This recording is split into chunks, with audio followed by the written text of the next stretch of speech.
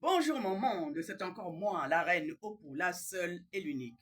Continuons à revisiter notre histoire, car l'histoire d'un peuple se raconte de génération en génération. Nul ne peut effacer ni voler l'histoire d'un peuple.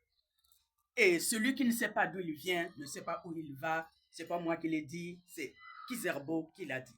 C'est pourquoi je vous ramène vers votre histoire. Aujourd'hui, nous allons voir le roi Ilo Ier. No comments. Je suis allé dans l'entrevue entre Stanley et le roi Ilo Ier. Voici ce que dit Stanley du roi Ilo Ier.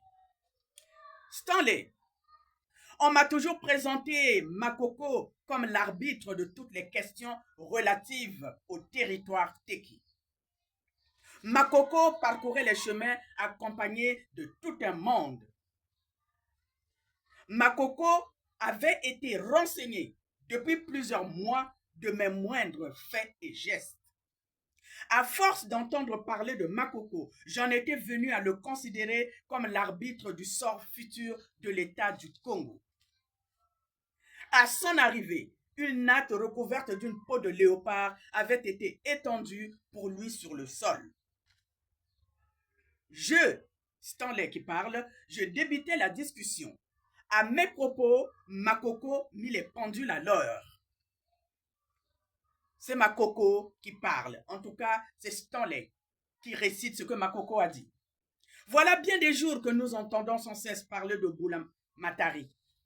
Quand nous avons appris qu'il abattait des rochers et pratiquait des grandes routes à travers les forêts, nous avons commencé à nous inquiéter. Quel est, nous disons-nous, cet homme qui ose traiter de cette façon notre pays? Vient-il nous détruire? Puis, on nous a signalé l'arrivée de Mbulamatari à Kintamo. Et chacun disait tout bas que vous vous étiez ligués pour vous emparer de nos territoires. Alors nous nous sommes fâchés. Vos gens ont dû quitter Kintamo. C'est nous qui les avions forcés. Car comment pouvez-vous exécuter vos projets sans vous entendre avec nous? Nous nous sommes dit, si l'homme blanc nous maîtrise, nous les véritables propriétaires, c'est donc un méchant homme et nous lui ferons la guerre. N'oubliez pas, amis, en s'adressant à Stanley, que le pays est à nous. Et après maintes discussions, il rassura Stanley. Et à la fin, une fois que Makoko a compris les explications de Stanley, Makoko dit ceci. Tranquillisez-vous, cher ami. Vous bâtirez à Kintamo. Et je voudrais bien le voir, cet homme qui dirait non quand Makoko a dit oui. Stanley, conquis par Makoko, conclut en ces termes. C'est Stanley qui le dit.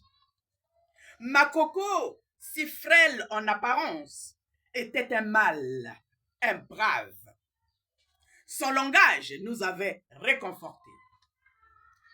Mon monde à moi, nous sommes dans les archives.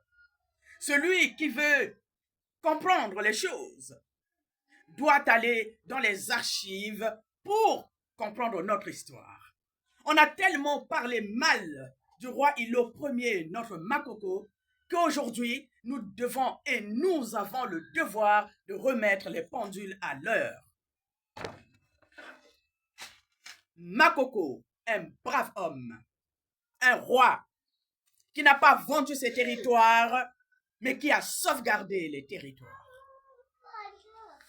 Mon monde à moi, je vous invite à lire le Figaro du 7 novembre 1885.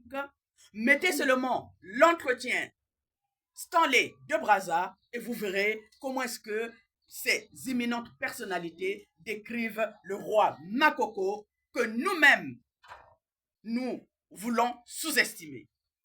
Quand je dis cela, je vous dis à très bientôt. C'était la reine Opu, la seule et l'unique.